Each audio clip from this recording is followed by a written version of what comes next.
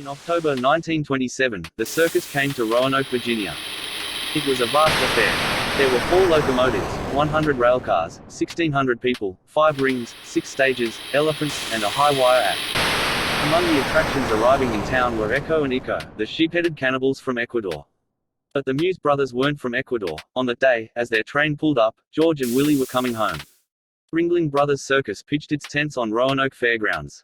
Echo and Ico were a perfect freak show act to captivate, with the usual fare of bearded ladies, tattooed men, giants and dwarves. Echo and Ico offered something different. They were unique, they were good musicians, and dressed in finery with red sashes and tuxedos, the outfit topped off by that explosive, anachronistic hair. They were far more interesting than they were grotesque. The Muse brothers had been encouraged to grow their hair into vast dreadlocks that they would tuck into enormous caps and then release before gawping punters. Dreadlocks, still less the sprawling golden dreads of the Muse brothers, were in those days an unusual sight, and circus goers would pay the equivalent of $30 in today's money to be photographed with Echo and Ico. Throughout their circus careers, George and Willie were often billed as things they were not. They were not only cannibals from Ecuador, but monkey men and ministers from Dahomey. At one point newspapers gleefully reported the nonsense that John Ringling had found the 2 brothers floating off the coast of Madagascar. Their act was even given a pseudo-scientific spin when they were presented as Darwin's missing link between humans and apes. In reality, George and Willie were 2 men from Virginia who, even as small children, had toiled from dawn to dusk in tobacco fields near their home in Truvine, Franklin County, walking rows of plants looking for bugs and squashing them between their fingers. Until, that is, the day in 1899 when George, 6, and Willie, 9, were spotted by a freak hunter, called James Herman Candy Shelton. Shelton was looking for sideshow attractions as lucrative as the conjoined twins from Thailand who became the act Chang and Eng, or the dwarf brothers from Ohio, whom circus showman P.T. Barnum called the wild men of Borneo.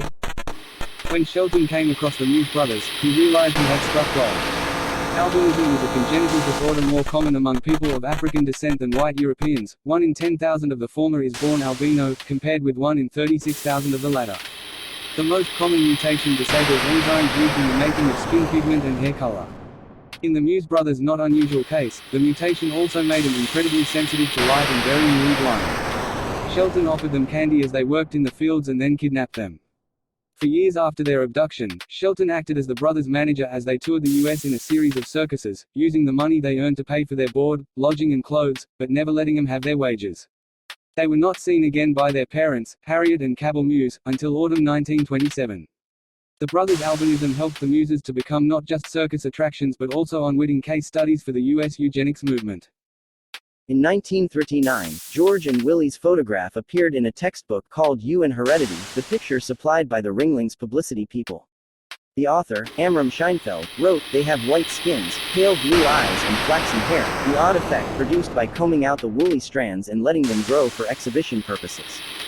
They also have nystagmus, oscillating eyeballs, characteristic of many albinos."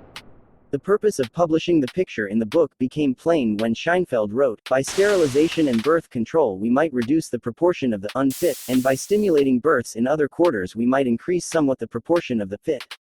In the 1920s, George and Willie's home state of Virginia was at the forefront of American eugenics.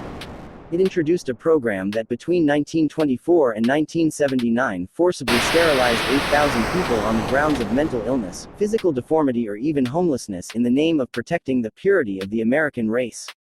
That program provided inspiration for the Nazi sterilization experiment in Hitler's Germany.